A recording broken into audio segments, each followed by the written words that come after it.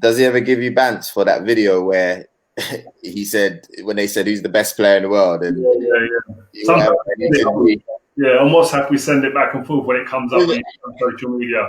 But that was him though. He believed that. This wasn't a joke for him. Like, we went inside after that clip. You should play it on here. We went inside after that clip, yeah, and we were laughing. I said, the guys were going, Ronnie, how can you say that? How can you say that? He said, it's true. What do you mean? He carried on. He said it's true. I'm telling you the truth. I'm not lying. I'm not lying. Watch. That's what he used to say. He used to drill him about Beckham. Like I used to be in the change room, and we feel the lads would sit there and go like Quinton Fortune, especially me, Quinny, and Fletch actually, and a few others would sit there, and Ronaldo, and he'd be getting changed, and like we'd be on him like Cristiano, you're doing all right, but like the real number sevens, like George Best, isn't it? Like Brian Robson, David Beckham, they're the real number sevens at Man United, the top one.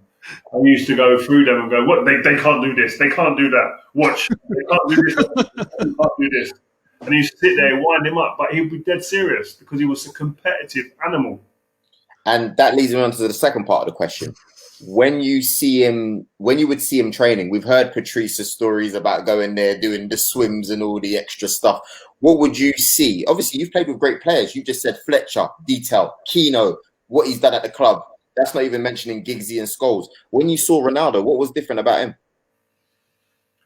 When you saw him, you just immediately saw a superstar straight away. I mean, like even just the image of John O'Shea in the change room at half time, gasping for air because he'd been running around after Ronaldo for the first 45 minutes in that game when we first laid eyes on him. It was just, you just knew immediately this kid had that stardust. If he could piece all of the great attributes he had together, again, that comes back down to the intelligence, and he was intelligent enough. This is a Ballon d'Or winner. This is the best player in the world sitting there in front of our eyes, 100%, if he gets all these things in place. And he done it. He came in, he addressed certain parts of his game that he had to work on, and he left Man United as the best player in the world. When he left, 2008, obviously, we did all right that year. Don't know if you remember. Supposedly had the agreement with Sir Alex that he would let him go after that season if he gave him one more season. Was that made public to the rest of the players? Yeah, without saying it, yeah. I think the year before he wanted to leave. Even before that, he wanted to go. And I remember in the party, we had a party in living room where it was famous parties we used to have in there when we'd won the league. And I remember him standing there and someone was trying to talk to him about staying, etc. And I remember he pulled me to the side and said, listen, talk to them, tell them to leave me alone. And I said, Ronnie, man, please just stay. And I think his agent, Mendes, was there at the time. I said, get him to stay, man. We're going to win 3 or 4 on the bounce.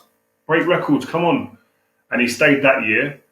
But I think after that, it was like, listen, my dream is to go to Real Madrid. I've won the Champions League. I'm the best player in the world now. What more do you want? And you have to respect that. And I think, like I say with someone like Grealish, the other players, they see what you've put down. They see the quality, what you've put on the pitch week in, week out. And in the end, they got to just hold their hands up and say, you know what, he's gone beyond what he's doing here. He needs another challenge. And we accepted that as gutted as I was as an individual from a selfish perspective, because if he stays, we win the league again.